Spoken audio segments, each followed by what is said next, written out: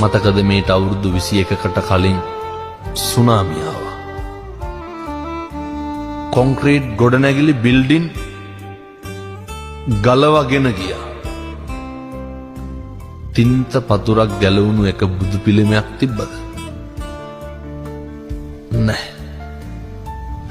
ස්වභාවික ව්‍යසන කොච්චරවත් සිද්ධ වුණා. හෙල්ලිච්ච බුදු පිළිමයක්වත් තිබ්බේ නැහැ. ඒ තමයි ස්වභාව ධර්මය. තථාගතයන් වහන්සේට ගරු කරන විදිය. අපි කොච්චර කරන්න ඕනද?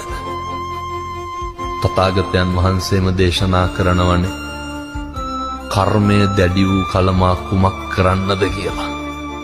කර්මය හරි බලවත්.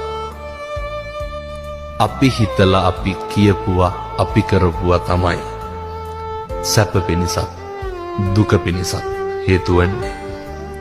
අභිවාදන සීලිස්ස නිච්ඡං වද්ධා පචායිනෝ චත්තාරෝ ධම්මා වඩ්ඩන්ති ආයුවන්නෝ සුඛං බලං.